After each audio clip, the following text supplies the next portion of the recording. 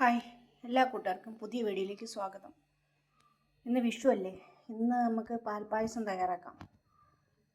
എല്ലാവർക്കും വിഷു ആശംസകൾ. അതിനു വേണ്ടി ഞാനൊരു ഗ്ലാസ് പച്ചരി എടുത്തിട്ടുണ്ട്. ഞാൻ വെള്ള പച്ചരി എടുത്തേക്കുന്നത്.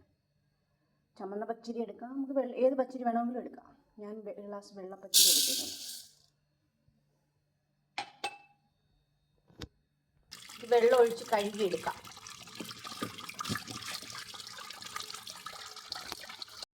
വെള്ളം തിളച്ച് വരുന്നുണ്ട്. അരി ഇട്ട് കൊടുക്കാം.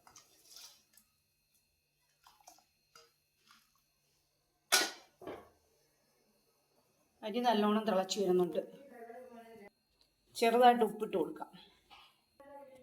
പാല് നമുക്ക് ഇളക്കി കൊടുക്കാം. പാല് അരി വെന്തോണ്ടിരിക്കുകയാണ്. ഇളക്കി കൊടുക്കാം. അതിൻ്റെ അപ്പുറത്ത് പാല് കാച്ചിക്കൊണ്ടിരിക്കുക. പാല് കാച്ചിയെടുക്കുന്ന പാൽപ്പായസം.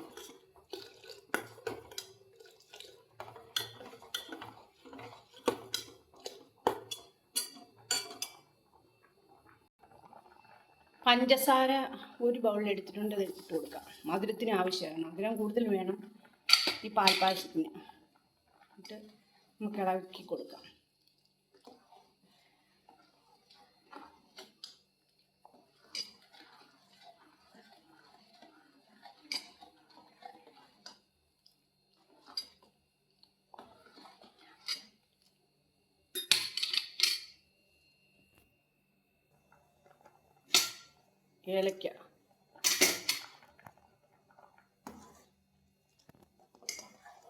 ഏലക്ക, ഇട്ട് കൊടുത്തിട്ട് ഇളക്കാം.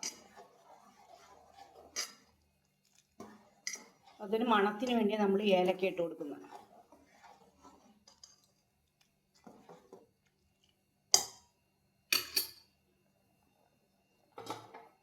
ഈ പാലൊഴിച്ചു കൊടുക്കാം.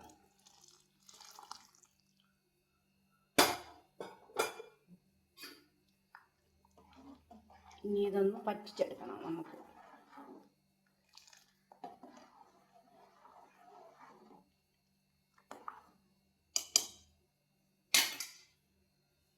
തിളക്കട്ടെ. ഇതൊന്ന് ഇളക്കി പറ്റിച്ചു കൊടുക്കാം. നല്ലോണം തിളച്ച് ഇളക്കി പറ്റിക്കണം. ഇനി ഇതിനകത്ത് പ്രത്യേകിച്ച് ഒന്നും ചേർക്കാനില്ല. നമ്മളെല്ലാ ചേരുവകളും ചേർത്ത് കഴിഞ്ഞു. പാൽപ്പായസത്തിന് പൊതുവെ നെയ്യൊന്നും വേണമെങ്കിൽ ചേർത്താൽ മതി. നെയ്യ് ഞാൻ ചേർക്കുന്നില്ല. അണ്ടിപ്പരിപ്പ് അതൊന്നും ചേർക്കുന്നില്ല. പാൽപ്പായസം വേണ്ട.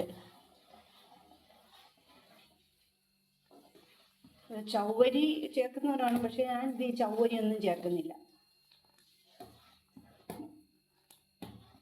ഏലക്കായും പഞ്ചസാരയും പാലും അരിയും അത്രയും ചേർക്കുന്നുണ്ട്.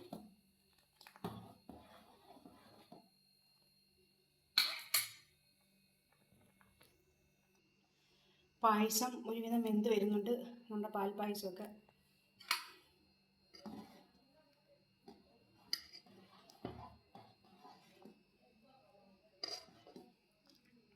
രണ്ട് അണ്ടിപ്പരിപ്പ് ഇതിനകത്ത് ഇട്ടിട്ടുണ്ട്. ഒന്നും ചേർക്കുന്നില്ലെന്ന് വിചാരിച്ചു. എന്നാലും രണ്ട് അണ്ടിപ്പരിപ്പ് ഇട്ടിട്ടുണ്ട് ഇതിനകത്ത്.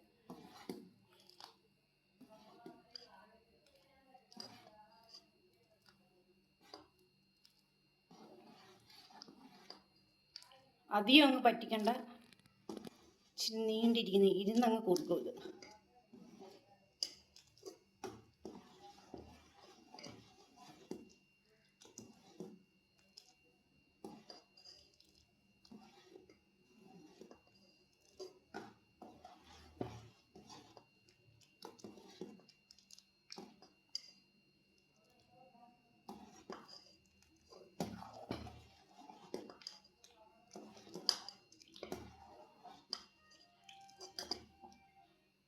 അങ്ങനെ നമ്മുടെ പാൽപ്പായസം റെഡി ആയിട്ടുണ്ട്.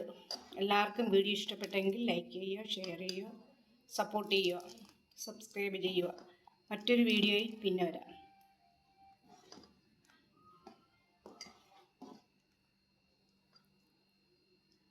ഇനി ഇത് പറ്റിക്കേണ്ട ആവശ്യമില്ല. ഇനി ഇരിക്കും തോറും ഇത് കുറുകും.